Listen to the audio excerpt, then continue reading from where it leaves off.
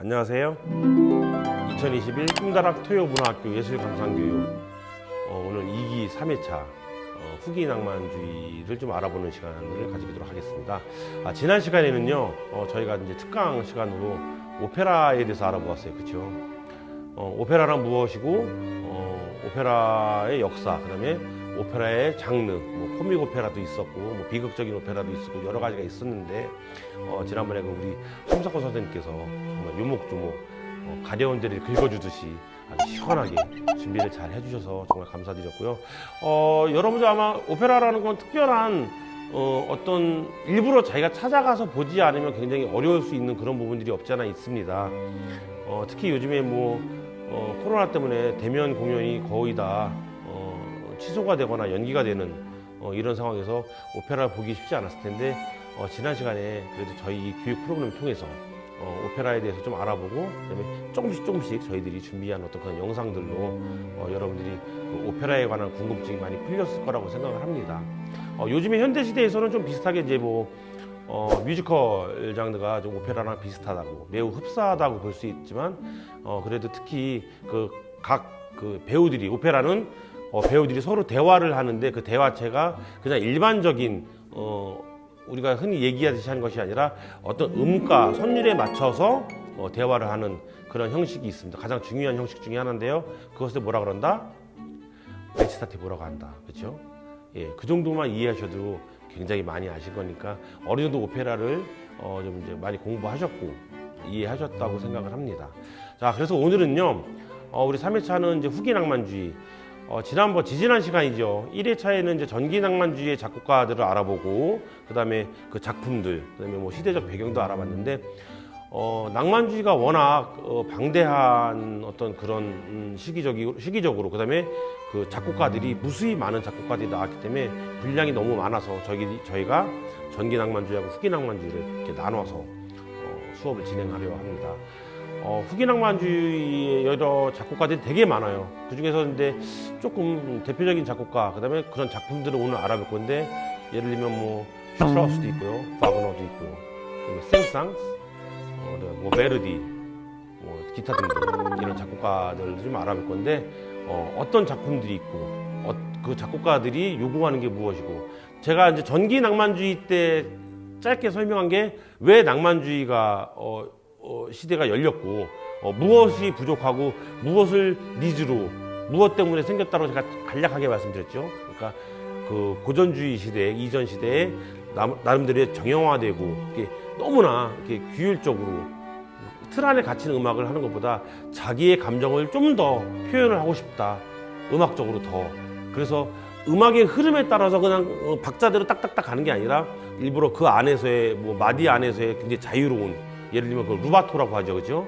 그 한마디 안에서 박자 안에서의 여유로움과 자유로움들을 얼마든지 표현할 수 있는 그러한 것들이 이제 낭만주의에 나오는 용어적으로 이렇게 쓰이고 있는 그런 단어들도 많이 나오고 그런 음악적 용어들이 많이 생겨나는 그런 시기가 바로 낭만주의인데, 자, 후기 낭만주의 바로 우리 각 선생님들께서 어떠한 작곡가와 어떠한 작품들을 소개를 해주실지 무척이나 궁금하실 것 같아요. 자, 바로 알아보도록 하겠습니다. 안녕하세요. 바이올린 강사 최진입니다. 저와 오늘 요한 슈트라우스 2세에 대해 알아보도록 해요. 요한 슈트라우스 2세는 1825년 10월 오스트리아의 수도 빈에서 요한 슈트라우스 1세의 장남으로 태어났어요. 아버지부터 이미 빈에서 날리던 경음악 작곡가였던 탓에 그 가업을 쉽게 이었을 것으로 생각하기 마련이지만 오히려 더 그 반대였습니다. 아버지인 요한 1세는 자식들이 자신의 뒤를 이어 음악을 하는 것을 격하게 반대했고, 장남인 요한 2세의 경우 은행에 취직시키려고 온갖 술수를 다 썼다고 해요. 하지만 어릴 적부터 기초적인 음악 이론이나 바이올린 연습 등 취미삼아 음악하는 것까지는 반대하진 않았는데, 자식들이 이걸로 밥벌이를 하려는 낌새만 보이면 불효령을 내리거나 폭력을 휘두르기까지 했어요. 예로 요한 2세의 경우 아버지의 눈을 속여 전문가 수준까지 바이올린을 배웠다는 이유로 시집으로 심하게 맞아서 실신한 적도 있다고 합니다. 그렇다고 해도 항상 곡 주문 받느라 무도회장 출연하느라 정신없었던 아버지가 아들들이 뭐 하는지 일일이 알아낼 순 없었어요. 게다가 외도하던 여자와 바람을 피운 끝에 가정을 포기하는 돌이킬 수 없는 일을 저지른 뒤에는 막강한 통제력도 잃었고 아들들은 거리낌 없이 대놓고 음악을 배우고 연주하게 되었어요. 아버지의 뜻을 제일 먼저 거스른 것은 요한 2세였고 1844년 10월에 빈 근교의 히칭에 있는 유명한 도박장 겸 무도회장이었던 돈마이어 카지노에서 자신의 악단을 조직해 출연했어요. 연주곡들도 대부분 직접 작곡한 왈츠나 폴카 등이었는데 아직 20대도 안 된 초짜였음에도 엄청난 성공을 거두었습니다. 요한 2세가 아버지와 같은 이름을 쓰고 있었기 때문에 본의 아니게 아버지 덕을 입었다고도 볼 수 있을 것 같아요. 이후 죽을 때까지 일거리가 없어 걱정할 필요는 전혀 없을 만큼 각자의 무도회와 여타 공연에 불려다니면서 수백 곡이나 되는 춤곡들을 작곡했고 아버지의 명성마저 가릴 정도의 명작곡가가 되었어요. 이미 불륜을 저지른 아버지로서는 뭐라고 딴지를 걸기도 힘든 상황이었고 결국 부자 간에 거듭되던 경쟁 끝에 아버지의 이른 죽음으로 대립관계가 끝나게 되었답니다. 아버지가 죽은 이후에는 아버지의 악단을 자신의 악단에 그대로 흡수해 규모를 더욱 키웠고 자신과 마찬가지로 몰래 음악을 배워왔던 차남 요제프 슈트라우스와 사나 에두아르트 슈트라우스까지 끌어들여 슈트라우스 형제로 빈의 사교계를 석권했어요. 하지만 대중적 인기와 달리 황족이나 귀족들로부터 공화주의자라는 이유로 요주의 인물로 찍혀 궁정 무도회 같은 알짜배기 직책을 얻지 못하는 안타까운 상황이 잠시 있었다고 해요. 1870년에 동생 요제프가 갑자기 세상을 떠난 뒤에는 무도회 출연 횟수를 줄이기 시작했고 프랑스의 자크 오펜바흐가 석권하던 장르인 오페레타의 작곡에 뛰어들었어요. 오페레타는 작은 오페라를 뜻해요. 슈트라우스의 춤곡 대부분이 폭발적인 인기를 자랑하던 것과 달리 오페레타는 실패작도 있었고 뜨뜻미지근한 평을 받은 범작도 있었는데 성공했던 아니었던 그 오페레타에서 선율을 뽑아 행진곡이나 춤곡 등으로 2차 창작을 하는 식으로 경음악계의 명성을 유지하는 약삭빠른 모습을 보여주었어요.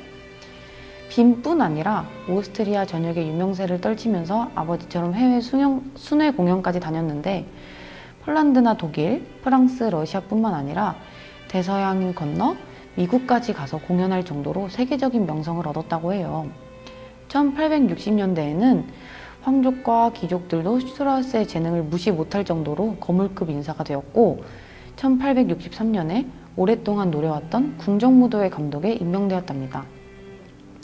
슈트라우스는 젊었을 적에 공활원자였긴 했지만 높은 지위에 대한 야망도 컸던 인물이었어요. 결국 자신의 명성이 세계적으로 펴져나갈 정도로 무시 못할 인기를 이용해 황실의 접촉을 시도했고 결국 성공했어요. 당시 오스트리아 황제 프란츠 요세프 1세도 요한 슈트라우스 2세의 음악을 높이 평가했고 오페레타 니네타 공비 초연 때는 극장의 특별석에서 관람한 뒤 요한 2세를 불러 직접 축하해주기도 했다고 하네요. 슈트라우스는 1899년 6월 폐렴으로 세상을 떠났는데 그때까지 18편의 오페레타와 500여 곡의 춤곡과 행진곡 등을 남겼어요. 그 중에는 바쁜 순회 공연 일정 때문에 구작들에서 짜집기하거나 미국과 러시아 등에서 출판된 곡들, 다른 작곡가의 소품 편곡 같은 것들도 포함되어 있었어요.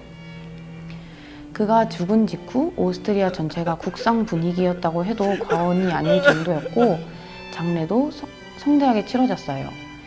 날카로운 독설 비평으로 유명했던 음악 평론가 에두아르트 한슬리크도 마치 황제 사후에나 걸맞을 듯한 통절한 추도문을 발표할 정도였어요. 슈트라우스의 유해는 빈 중앙 묘지에 안장되었고 묘소에 있는 바이올린을 연주하는 번쩍번쩍한 황금 동상이 지금도 유명하답니다. 슈트라우스의 왈츠는 여러분들도 잘 알고 계실 거예요. 봄의 소리 왈츠, 황제 왈츠, 아름답고 푸른 도나우 등이 있는데 다 어디선가 들어본 제목들이죠. 이 중 귀엽고 통통 튀고 가벼운 곡인 피치칼토 폴카를 같이 들어보면서 마치도록 하겠습니다. 감사합니다.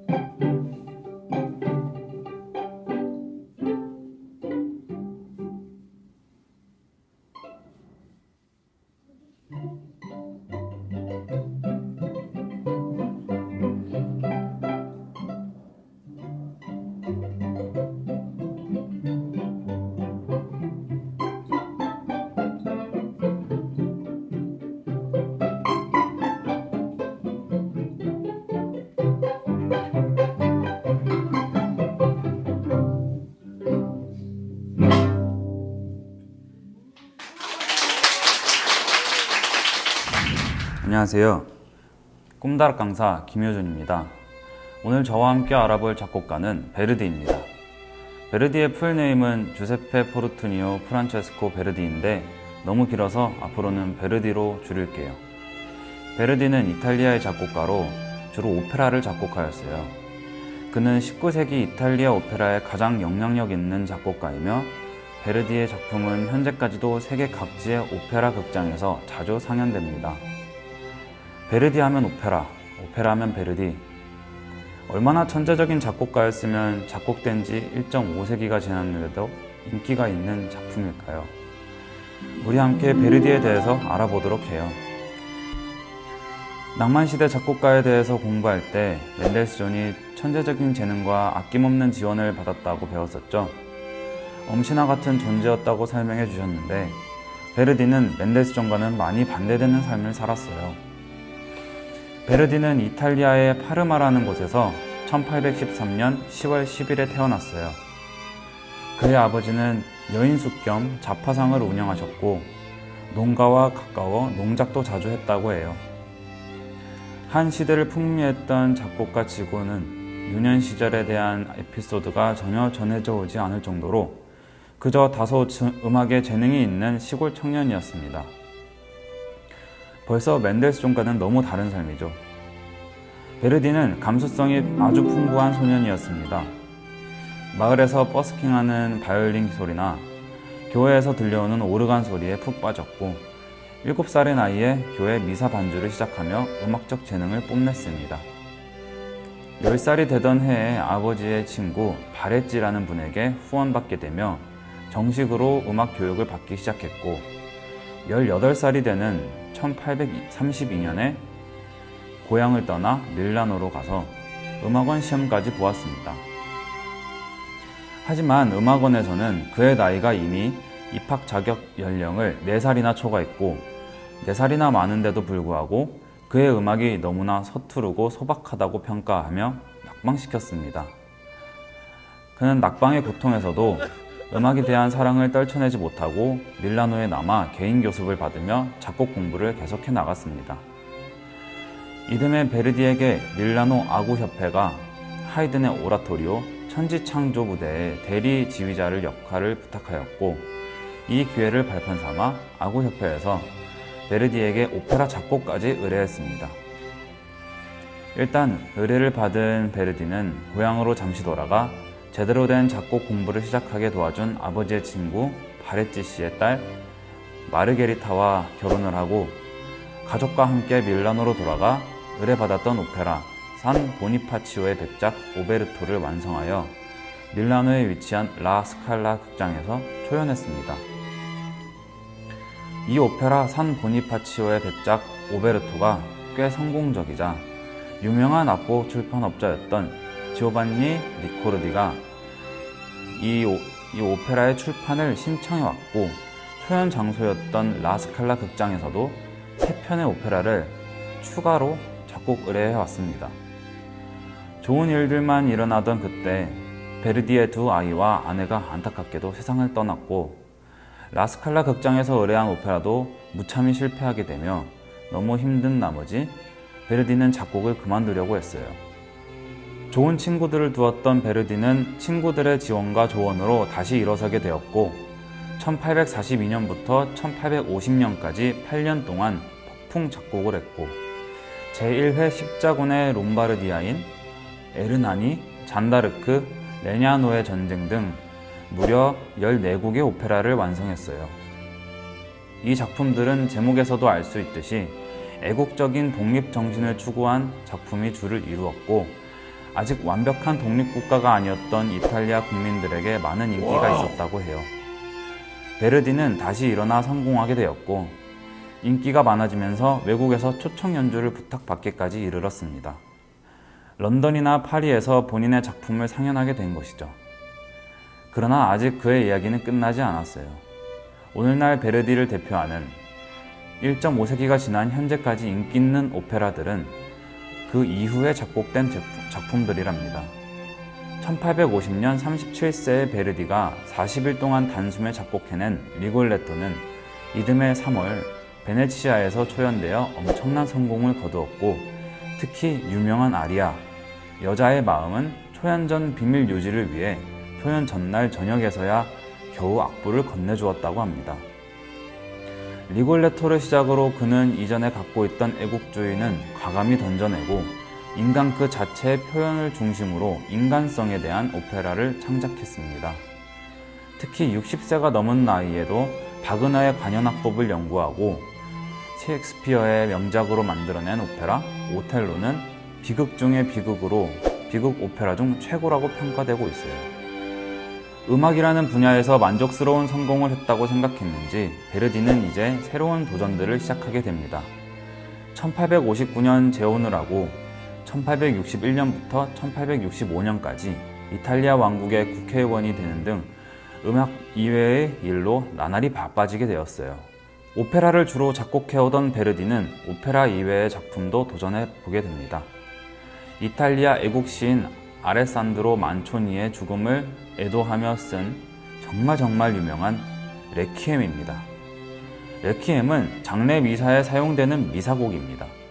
쉽게 말해 장례식에서 연주되는 추모곡 정도라고 생각하면 될 것 같아요. 베르디는 자신을 도와주었던 은사나 친구들이 연달아 세상을 떠나자 고독 속에 살다 1893년에 최초이자 마지막인 희극 오페라 부파라고 배웠죠? 팔스타프를 작곡하고 작곡 중단을 선언하게 됩니다. 베르디는 1901년 1월 27일 88세의 나이로 일생을 마쳤습니다. 천재라는 수식어보다는 수많은 노력에 고생했다고 말하고 싶어지는 베르디의 장례식에는 20만 명이 넘는 대군중이 참가했다고 해요. 베르디는 이탈리아 낭만파 가극에 숨을 불어넣고 수많은 명작을 남기고 밝고 아름다우며 극적인 박력에 넘친 음악으로 전 세계의 찬사를 받았습니다. 여러 부류의 걸작을 남긴 베르디의 설명을 마치며 그의 작품 중 운명의 힘 서곡을 감상해 보시겠습니다. 감사합니다.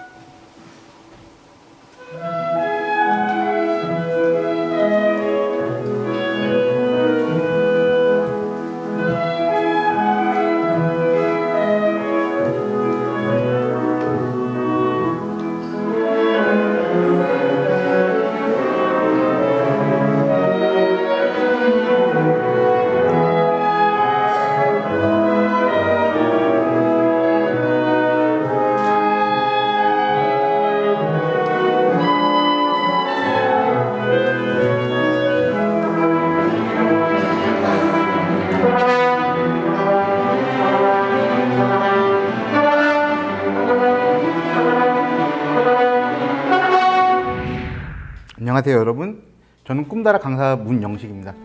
오늘은 여러분과 지금 이제 작곡가들, 그 후기 낭만파 작곡가들에 대해 얘기하고 있는데요. 제가 지금 여러분들께 소개시켜 드릴 작곡가는 프랑스의 작곡가인 생상입니다. 생상스입니다. 예, 이 생상스라는 사람은 프랑스의 음악가, 작곡가 겸 피아니스트이고 또 오르가니스트예요. 1835년 프랑스 파리에 관리를 지냈던 아버지 밑에서 태어났습니다. 그런데 이 아버지가 불행하게도 생상스가 어린 나이에 아버지가 돌아가시게 돼요. 폐결핵으로 돌아가셔서 홀 어머니 밑에서 이제 자라나게 됐다고 합니다. 이제 생상스가 아버지가 그렇게 폐결핵으로 돌아가신 걸 보고 그런 폐질환에 대한 그 공포를 항상 가지고 있었다고 해요. 그래서 살아있는 그 생애를 통틀어서 항상 따뜻한 지방, 따뜻한 나라를 찾아서 좀 이렇게 많이 다녔다고 해요. 추위를 피해서 이제 다닌 데가 주로 무더운 북아프리카 그리고 그 남미 쪽 그런 데만 이제 찾아서 다녔다고 해요. 그러다 보니까 이제 그의 음악에 생상스의 음악에 좀 이국적인 느낌을 넣게 되는 그런 역할을 했다고 해요. 이런 생상스는 어릴 때부터 음악 신동으로서 굉장히 유명했다고 해요. 그 당시에 이제 프랑스에서 이제 잘 나가는 작곡가였던 엑토르 베를리오즈라는 사람인데 이 사람이 이제 여러 방면에 걸쳐서 재능이 넘치는 이런 생상스를 보고 평한 말이 생상스는 모든 것을 알고 있다. 다만 무경험에 대해서 아는 것이 부족한 듯하다. 라고 이렇게 극찬을 했다고 해요. 이 13살의 나이로 파리 음악원에 입학을 해요. 파리 음악원에 입학을 해서 오르간 과정으로 입학을 하게 됩니다. 그래서 1년 후에 14살의 나이에 거기서 이제 1등을, 오르간 리스트 중에 1등을 하게 된다고 해요. 굉장한 거죠. 우리나라로 치면은 이제 파리 음악원이니까 서울대에 들어가서 13살의 나이에 서울대에 들어가서 1년 만에 자기보다 형 누나들 다 제치고 1등을 하는 거예요. 그러니까 그만큼 천재적인 피아니스트였다, 오르가니스트였다. 그리고 이제 16살에 자신의 첫 번째 교향곡을 작곡했다고 합니다. 특히 이 생상스는 특히 그 당대에는 이 작곡가로서의 그런 능력보다는 피아니스트와 오르가니스트로서 크게 인정을 받았다고 해요. 그러다 보니까 이제 생상스가 작곡보다는 아무래도 연주 쪽으로 치우쳐서 활동을 많이 하게 됐다고 합니다. 이미 10살의 나이에 데뷔를 했었고요. 그때 당시에도 이제 뛰어난 실력을 보여줬고, 그 중에서도 특히 초견이 뭐냐면 이제 처음 보는 악보를 이렇게 펴놓고 연습 한 번도 안 해본 채로 이렇게 탁 치는 거예요. 그 초견 능력이 특히 타의 추종을 불허할 만큼 뛰어났다고 합니다. 거기에 대한 그 일화가 있는데, 리하르트 바그너, 독일의 굉장히 유명한 작곡가죠. 이 바그너가 그 프란츠 리스트의 제자인 한스 폰 빌로라는 사람이랑 둘이서 이렇게 잡담을 하고 있었다고 해요. 둘 다 이제 독일 사람이니까 독일 말로 얘기를 했을 거 아니에요. 그러다 보니까 이제 옆에 있었던 이 생상스는 심심한 거죠. 심심하니까 이렇게 두리번 하다가 바그너가 그 당시에 이제 집필하던 그 지그프리드라는 곡이 있어요. 오페라인데 이 지그프리드 악보를 딱 보고 이제 미완성인데 이거를 딱 피아노 앞에 펼쳐놓고 즉석으로 이 미완성인 악보를 보고 이렇게 편곡을 하면서 그 어떤 악상이나 음악적인 포인트들을 놓치지 않고 이거를 연주를 그 자리에서 해놨다고 해요. 이 장면을 보면서 참 기가 찰 노릇이죠. 그러니까 그 한스 폰 빌로라는 사람이 이걸 보고서 이제 남긴 말이 나도 악보를 보고 연주는 할 수 있지만 나를 비롯한 현존하는 어떤 음악가도 생상스처럼 이렇게 훌륭하게 연주할 수는 없다. 그런 말을 했다고 합니다. 그만큼 천재적인 피아니스트였어요. 이런 생상스에 대한 제가 아까도 말씀드렸지만 그 세간의 인식은 작곡가라기보단 뛰어난 오르가니스트에 맞춰져 있었어요. 그래서 생상스는 이제 연주를 주로 이렇게 활동을 하고 있었는데, 그래서 또 이제 아까 방금 말씀드린 바그너, 그리고 제가 저번 시간에 말씀드렸던 그 맨델스존 설명할 때 그 바그너의 결혼 행진곡에 대해서 제가 말씀드렸잖아요. 로헨그린의 그 나오는 결혼 행진곡, 그 빰빰빰빰빰빰 단단다다 이 노래예요. 이 노래를 그거를 이제 오르간으로 편곡해서 처음으로 연주한 사람도 바로 생상스입니다. 이게 1857년 이제 생상스가 23살 때예요. 이제 이렇게 오르간을 잘 쳤던 생상스는 그 프랑스 오르가니스트가 올라갈 수 있는 최고의 자리예요. 최고의 자리라고 불리는 파리의 성 마들렌 성당의 오르가니스트로 이제 취직을 하게 돼요. 그렇게 이제 계속 왕성하게 오르가니스트로 활동을 하면서 한편으로는 계속 작곡을 이어나갔습니다. 그래서 그의 곡에 대한 그 시대의 평가는 대체적으로 이제 전위적인 작곡가다라고 그렇게 평을 했다고 해요. 좀 새롭고 좀 파격적인 작곡가다 그렇게 얘기를 했다는 거죠. 이 오르간과 피아노에 능통한 생상스는 곡도 아무래도 이제 피아노 곡과 오르간 곡을 많이 작곡을 했습니다. 또 재밌는 건 바이올린 곡도 많이 작곡을 하게 돼요. 이 이유가 뭐냐면은 당대 최고의 바이올리니스트였던 사라사테라는 사람이 있어요. 이 사라사테가 어떤 사람이면 여러분 다 아실 거예요. 따라라라라 따라라란 따라 이게 치고이더를 바이제른이라는 곡인데 이 곡을 작곡한 사람인데 그 시대에 가장 뛰어난 바이올리니스트. 그래서 이 사람한테 곡을 헌정한 작곡가들이 굉장히 많았어요. 뭐 에드워드 랄로, 뭐 비니압스키, 뭐 이런 작곡가들이 이 사람을 위해서 곡을 많이 써줬어요. 근데 이제 이 사람에게 생상스도 곡을 하나 써준 거예요. 서주와 그 론도 카프리치오스라는 곡을 써줬는데 이 곡을 저기가 헌정 받아서 연주했던 사라사테가 이 곡이 너무 마음에 드는 거야. 그래서 이렇게 쫓아다니면서 귀찮게 바이올린 협주곡을 써줘라. 바이올린 협주곡 좀 써달라. 그랬다고 해요. 그러다 보니까 이제 바이올린 곡을 많이 썼어요. 당시에는 이제 생상스가 바이올린 협주곡을 3곡을 썼는데 고전 이후에 이 정도로 3개, 바이올린 협주곡 3개 이렇게 쓴 사람이 잘 없어요. 사실은 하나, 2개 보통 이렇게 쓰지.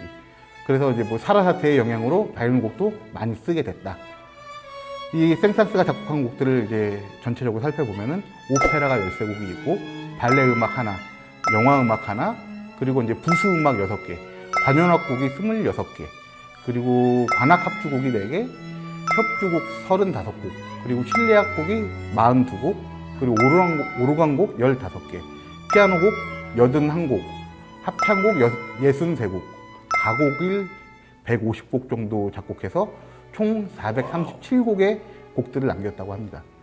이 생상스의 유명한 곡들로는 교향곡 중에 3번 교향곡으로 유명한 오르간 교향곡이 있습니다. 피아노와 파이프 오르간을 사용하는 대편성의 기악곡으로서 프랑스 낭만주의의 극치를 보여주는 곡이라고 합니다. 그리고 이제 협주곡 중에서는 아까 말씀드렸던 역시 그 사라사테에게 헌정을 한 바이올린 협주곡 3번, 이 곡이 유명합니다. 그 중에서도 사막장은 여러분도 뭐 광고 시그널로도 많이 나오고 해서 아마 들어보셨을 거예요. 딴 따라단 딴 따라단 뭐 이런 노래입니다. 예, 이 곡도 굉장히 유명하고, 그리고 여러분들에게 이거보다도 더 익숙하고 많이 들어보셨을 곡이면은 동물의 사육제라는 곡이 있어요. 제목도 아마 들어보신 분들이 많을 거예요. 저 때만 해도 학교 음악 시간에 이 노래를 감상을 많이 했었던 것 같은데, 그 중에서도 유명한 곡이 13번째 곡인 백조. 따라라라라라 그 첼로 솔로로 그 연주되는 굉장히 아름다운 곡인데 이 곡이 가장 유명합니다. 그리고 이제 그 김연아 선수가 피겨 프로그램 중에서 이제 반주로 틀었던 노래가 있어요. 죽음의 무도라는 곡이 있어요. 이 곡도 유명합니다. 예, 이런 곡들이 생상스의 곡들이 있고, 이제 1921년 12월 16일 알제리에서, 따뜻한 나라죠. 알제리에서 86세의 나이로 생상스는 심장마비로 사망을 하게 됩니다. 뭐 우연치 않게 1921년이면은 올해가 100주년이죠. 서거 100주년. 우연치 않게 그렇게 됐어요. 이 생상스에 대한 후세의 평가는 대체로 다재다능한 천재음악가, 피아니스트, 오르가니스트, 또 작곡가, 지휘자, 음악학자, 또 심리학자로서도 상당히 활동했다고 해요.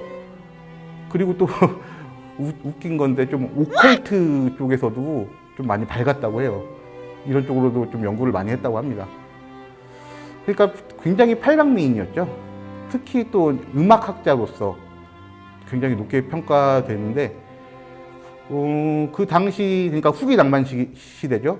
그 당시에는 이제 베토벤 이전에, 그러니까 고전, 바로크, 이런 음악들을 굉장히 깊게 연구했던 그런 음악학자로서의 활동도 두드러진다고 합니다.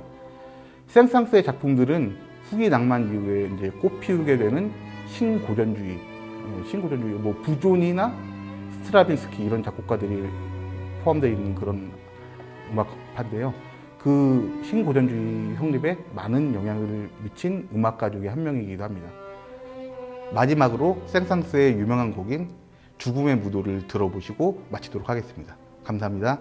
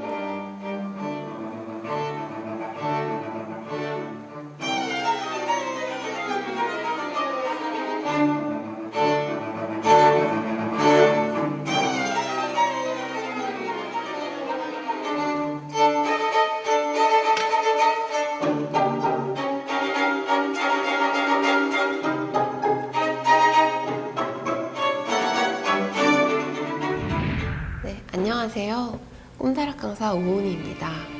오늘은 저와 함께 윌헬름 리하르트 바그너라는 작곡가에 대해 알아보도록 할게요. 바그너는 1813년 독일 라이프치히에서 태어났어요. 태어난 지 6개월 만에 아버지를 잃고 새 아버지 밑에서 자랐어요. 새 아버지는 음악, 그림, 글 등 여러 분야를 두루 잘하는 예술가였는데 몸도 허약하고 성격도 제멋대로인 바그너를 늘 친자식처럼 아껴주었다고 해요. 어린 바그너는 극작가가 꿈이었고 상상력이 풍부해서 혼자서 연극을 만들어서 놀곤 했는데 어느 날 아버지의 친구였던 작곡가 베버의 마타네 사수라는 오페라를 보고 음악과 이야기에 반해버렸어요. 그리고 그즈음 베토벤의 웅장한 음악을 듣고 그 매력에 사로잡힌 바그너는 음악가가 되기로 결심하게 되었어요. 1831년 18살 때 라이프치히 대학에 입학하여 음악과 철학을 전문적으로 공부했으며 명교사였던 바임리에게 음악 이론을 배워 단시일 내에 모두 익혔다고 합니다. 1832년 낸 작곡한 4곡 중 2곡이 게반트하우스 연주회에서 연주되어 작곡가로서 출발했어요. 이해부터 1839년까지 지휘자로 바이마르, 퓨르츠부르크, 마그네부르크, 케니스부르크 등 독일 각지를 돌고 러시아의 리가에서 가극 지휘자로 2년을 지냈습니다. 한편으로 약간의 가극 대본을 쓰고 작곡도 했지만 예술적으로 충실하지 못했을 뿐만 아니라 상연도 실패로 그치게 돼요. 24살 때 여배우인 민나와 결혼했으나 26살 때 가극 상영 실패로 인한 빚 때문에 리가로부터 파리로 도피하게 됩니다. 파리에서 성공의 꿈이 깨어지자 이탈리아 가극을 편곡하면서 어려운 생활을 3년간이나 보냈지만 그 와중에도 가극 리엔치 방황하는 네덜란드인을 완성했어요. 1842년 드레스덴에서 리엔치가 초연되어 뜻밖에도 궁정악장에 임명되는 행운을 얻었어요. 드레스덴 궁정 오페라단의 지휘자가 된 바그너는 오페라 타노이저를 선보이며 독일을 대표하는 음악가로 자리 잡게 되었어요. 바그너는 당시 오페라가 일부 귀족 계층이 오락거리에 지나지 않았는데 그런 오페라를 국민 전체의 생각을 담은 진지한 오페라로 만들고 싶어 했어요. 하지만 귀족과 왕의 반대로 실현시킬 수 없게 되었으며 1849년 프랑스를 시작으로 전 유럽에서 왕과 귀족들을 몰아내자는 드레스덴 혁명이 일어났고 바그너는 혁명에 적극 참여했어요. 하지만 혁명은 실패했고 더 이상 독일에 머물 수 없게 됐어요. 왜냐면 이제 그 혁명이 실패하다 보니까 이제 왕과 귀족들의 굉장한 이제 어떻게 보면 독일에서 쫓겨났다고 볼 수 있어요. 그렇게 된 바그너는 스위스로 도망쳐서 1858년까지 9년간 독일에서 활동하지 못하고 스위스의 쥐리히를 중심으로 각지를 여행하며 작곡, 지휘, 평론 등을 하면서 활약하였습니다. 스위스에서 작곡에 몰두하며 로헨그린, 트리스탄과 이졸데라는 오페라를 만들었어요. 이때 아름다운 노래와 음악만을 중요하게 여기던 기존의 오페라와 달리 음악과 이야기를 연결시키는데 중점을 둔 악극을 만들었고 예술에 대한 자신의 생각을 정리해 책을 내기도 했어요. 1864년 바그너는 독일 바이로이트로 돌아와 왕의 지원을 받으며 리벨룽겐의 반지를 완성했어요. 총 4부로 된 축제극 니벨룽겐의 반지는 바그너가 추구하는 종합 예술을 완벽하게 보여주었어요. 100명이 넘는 오케스트라와 뛰어난 음악성을 지닌 곡들, 문학적인 내용과 시적인 가사, 미술적 아름다움을 지닌 무대와 의상들이 서로 연결되며 종합예술로 완성되게 되었어요. 탄생하게 되었어요. 바그너의 악극은 근대 오페라의 전환점이 되었고 근대 음악과 연극에 큰 영향을 미치게 되었어요. 1876년 8월에 바그너의 오페라 공연을 위해 특별히 건축된 바이로이트 축제극장이 완성되게 되었고 바그너는 1882년 69세의 나이임에도 불구하고 파르지파를 직접 감독해 공연했어요. 또 새로운 작품인 정복자를 준비하고 자신의 오페라 전부를 축제극장에서 공연할 계획도 세웠지요. 하지만 바그너는 그 뜻을 이루지 못하고 1883년 70세의 나이로 세상을 떠나게 됩니다. 바그너가 세상을 떠난 뒤 이 바이로이트 축제극장은 해마다 열리는 리하르트 바그너 축제의 개최지로 수천 명의 오페라 팬을 매 여름마다 바이로이트로 끌고 있어요. 이렇게 오페라를 발전시켜 종합예술 악극으로 발전시키는 데 크게 기여한 작곡가 바그너에 대해 알아보았는데요. 바그너의 음악 뉴른베르그의 명가수를 들어보시면서 이 시간 마치도록 하겠습니다. 감사합니다.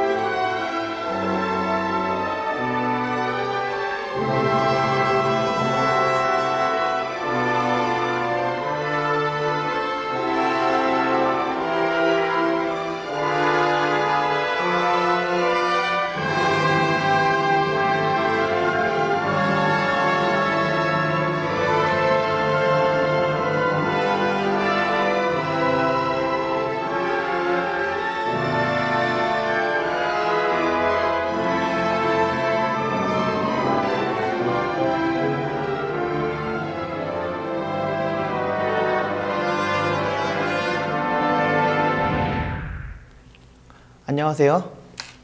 정승 강사라고 합니다. 오늘 저와 함께 알아볼 인물은 러시아의 작곡가, 굉장히 유명한 인물이죠.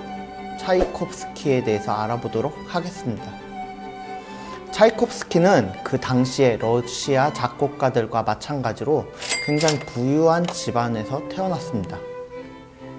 그는 어려서부터 음악 교육, 피아노와 성악 등등을 좀 받았고, 하지만 그 음악을 직업으로 삼는다는 것이 그 당시의 러시아 상황에서는 굉장히 커다란 모험이었어요.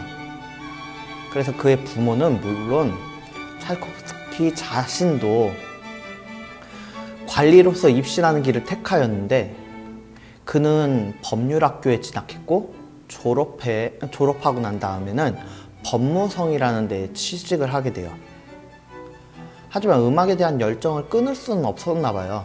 차이콥스키는 마침 러시아 음악협회가 상트페테르부르크라는 그 도시에서 음악 학교를 개설하게 되었어요. 그래서 그 학교에서는 원하는 사람 누구나 입학이 허용되었고, 1861년에 입학하게 되어서 니콜라이 차렘바라는 분에게 이론을 배우게 됩니다. 이 음악교실은 1862년에 정식으로 음악원으로 승격이 되었어요. 그래서 차이콥스키는 그 이듬해인 1863년에 법무성을 그만두고 정식 학생으로 등록하게 돼요. 이후 차렘바에게 이론 수업을 계속 받으면서 음악 원장이었던 안톤 루빈스타인에게도 작곡 지도를 받았어요. 그 외에도 플룻과 오르간에 대한 수업도 병행하게 되었고요. 음악원을 졸업한 차이콥스키는 1866년에 니콜라이 루빈스타인이 설립한 모스크바 음악원의 이론 선생으로 임용이 되게 되고요. 그거와 동시에 상트페테르부르크를 떠나게 되었어요. 이후에 차이콥스키는 1878년에 재직하다가 사임할 당시까지 주옥같은 걸작을 양산하게 돼요. 특히 1875년을 기점으로 해서 그 주요 오케스트라 작품들과 피아노 협주곡 1번, 그리고 교향곡 3번, 그리고 백조의 호수라는 발레곡, 교향적 환상곡, 프란체스카 라 리미니, 이름도 굉장히 어려운데, 그런 교향적 환상곡이라는 걸 썼고, 첼로와 관현악을 위한 로코코풍의 주제에 의한 변주곡, 그리고 교향곡 4번, 오페라 예브게니 오네긴, 그리고 바이올린 협주곡 등을 홍수처럼 쏟아내게 돼요. 이 시기는 그의 전 생애를 통틀어서 걸작이 가장 풍성하게 양산된 때였다고 해도 과언이 아니에요. 차이콥스키가 수학했던 상트페테르부르크 음악원 작품은 서구화를 지향했기 때문에 차이콥스키 역시 그런 영향을 강하게 받았지만, 그럼에도 불구하고 그의 음악에는 전통적인 러시아 민족적 선율이 언제나 중요한 역할을 담당했어요. 차이콥스키는 음악원에서 훈련받은 견고한 작곡 기법의 토대 위에 러시아 음악의 유산을 자연스럽게 펼치고 있으며, 이러한 전문성과 예술적 우아함이 그의 음악을 러시아 5인조라는 그런 그룹이 있는데 그들과 구별되도록 만들었어요. 러시아 5인조는 차이콥스키의 음악이 굉장히 독일적이다 라고 이런 식으로 비판들을 했지만, 그의 음악에서는 분명히 러시아적 분위기가 연출되고 있습니다. 1876년쯤에 차이콥스키는 모스크바 음악원의 원장인 니콜라이 루빈스타인의 소개로 평소에 차이콥스키의 음악에게 경도되어 있던 부유한 철도 경영인의 미망인인 폰 메크 부인과 좀 알 수 없는 이상한 교제를 시작하게 돼요. 이 두 사람은 서로 신뢰하는 벗으로서 편지만을 주고받았어요. 근데 단 한 차례도 만난 적이 없대요. 이것은 폰 매크 부인의 요구 조건이었고 차이콥스키 입장에서도 그런 거를 원했대요. 이러한 기묘한 관계는 약 14년 동안, 굉장히 오랫동안 지속이 되고, 폰 매크 부인은 차이콥스키에게 매년 6천 루블 그 정도 되는 돈을 연금처럼 이렇게 지급을 했다고 해요.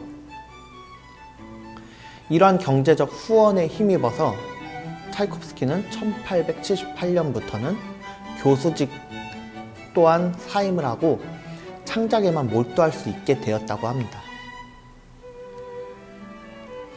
차이콥스키와 폰 매크 부인과의 관계는 1890년까지 자그마치 1204통이라는 굉장히 방대한 분량의 서신을 교환하다가 이유를 알 수 없는 끝을 맞이하게 돼요. 그 이유는 아무도 지금까지도 밝혀진 게 없어요. 이로써 폰 매크 부인과의 경제적 후원이 중단되었지만 차이콥스키는 그 사이에 작곡에서 벌어들인 수입은 점차 증가했으며 1887년부터는 자신이 직접 지휘를 하면서 작품을 연주하러 다니기도 시작했어요. 이 때문에 차이콥스키는 오히려 경제적인 곤란을 겪고 있는 그의 친구들이나 친척 그리고 어려운 음악인들을 스스로 도와줄 수 있었다고 해요. 1893년 영국 케임브리지 대학에서 명예 박사학위를 받은 그는 자신의 대표적 교향곡 제6번 비창을 직접 지휘하고 나서 9일 뒤에 비소를 마시고 자살로 생을 마감했다고 전해지고 있는데, 이 자살로 생을 마감했다는 것은 최근에 들어서 밝혀진 사실이라고 하고요.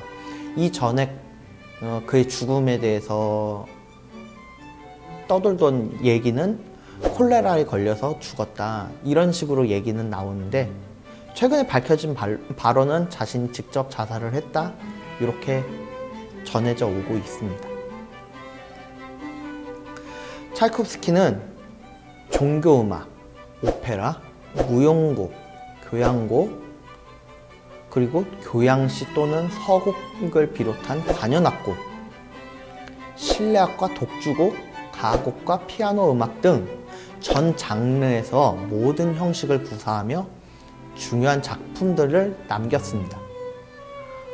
러시아의 후배 작곡가들, 특히 그의 제자인 타네예프 혹은 쇼스타코비치나 스트라빈스키에 끼친 그의 영향은 지대적인 것이었어요. 차이콥스키는 스트라빈스키 이전에 러시아가 낳은 최대 작곡가이자 19세기의 대작곡가의 반열에 설 수 있는 인물이지만, 막상 오늘날 연주회에서 다뤄지는 그의 작품을 보면 너무 제한된 곡목만 반복적으로 다뤄지고 있다는 게 좀 아쉬운 점이에요. 그의 6번 교향곡 중에서 후반에 3곡만 연주되고 바이올린 협주곡과 피아노 협주곡 1번, 이탈리아 기상곡, 그리고 오페라 중에서 예브게니 오네긴과 스페이드 여왕, 그리고 3편의 무용 조곡, 발레곡인 백조의 호수, 잠자는 숲속의 미녀, 그리고 호두깎이 인형 외에는 나머지 작품들은 거의 경시되고 있는 게 현실이에요. 그의 수많은 가곡은 질적 가치가 높음에도 불구하고 텍스트 자체가 러시아어로 돼 있다고 해서 거의 음악인들 사이에서는 관심을 끌지 못해요. 때문에 오늘날 작품 전반에 걸친 재평가가 시급한 작곡가 중에 한 사람이 바로 차이콥스키일 거라고 생각됩니다. 제가 준비한 내용은 여기까지고요. 오늘 들어보실 곡은 차이콥스키의 현을 위한 세레나데 중 왈츠라는 곡입니다. 이 음악 들어보시면서 한번 차이콥스키에 대해서 한번 느껴보시기 바랍니다. 감사합니다.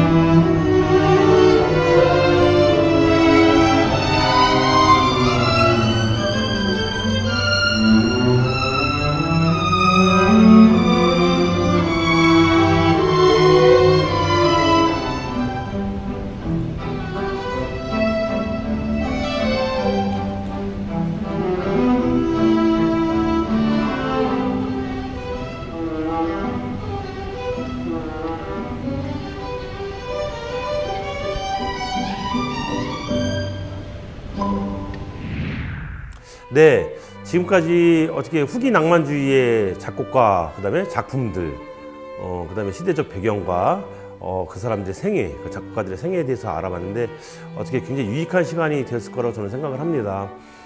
차이콥스키라든가 정말 그 러시아에서 활동했던 그 당시에 그다음에 뭐 우리가 뭐또 많이 알고 있지 못했던 작곡가들도 있었지만 그래도 낭만 시대, 후기 낭만 시대에 굉장히 활발하게 활동을 하던 작곡가들, 뭐 예를 들면 생상스라든가 프랑스 작곡가들은 사실은 우리 지금 현재 자라나는 우리 청소년들이 익숙한 작곡가들은 아니에요. 그렇잖아요. 저희들은 보통 뭐 베토벤, 모차르트, 뭐 바흐, 핸델 이런 아주 유명한 작곡가들을 알고 있었지만 그래도 이런 그 꿈다락 토요문화학교 예술 감상상 교육 이런 시간을 통해서 또 이렇게 정말 왜 뭐 먼 나라 이웃 나라라고 하잖아요, 그렇죠? 정말 그 유럽에 있는 다른 나라, 프랑스에 있는 나라, 그다음에 뭐 독일, 뭐 우리가 이제 다음 3기차에는 또 민족주의 음악가라든지 뭐 이런 작곡가들에 보면 이제 뭐 그리그라는 작곡가, 노르웨이 작곡가, 체코 아주 다양한 작곡가들이 또 많이 준비가 되어 있습니다. 그렇게 어쨌든 후기 낭만주의의 다양한 나라에서 다양한 작곡가들이 아주 많은 작품들이 쏟아져 나왔는데요. 오늘 그 중에서 저희들이 차이콥스키, 그다음에 뭐 슈트라우스, 생상스, 바그너 뭐 이런 작곡가들을 많이 알아봤습니다. 저희들이 오늘 준비한 거는 여기까지였는데 다음 시간에는 또 더욱 알차고 그다음에 또 다른 시대의 작품들을 또 준비를 할 겁니다. 물론 이제 2기 저희가 이제 4회차에는 다음 시간에는 원래는 그 악기 체험 시간이었는데 그 악기 체험이 지금 비대면으로 전환이 돼서 저희들이 또 이 뭐라 그럴까요? 영상으로 아주 예쁘게 잘 준비하고 여러분들에게 더욱더 유익한 프로그램을 준비할 거니까 역시 그때도 꼭 잊지 마시고 구독과 좋아요 눌러주시고요. 항상 많은 시청 부탁드리도록 하겠습니다. 지금까지 김은석 선생님이었습니다. 수고하셨습니다.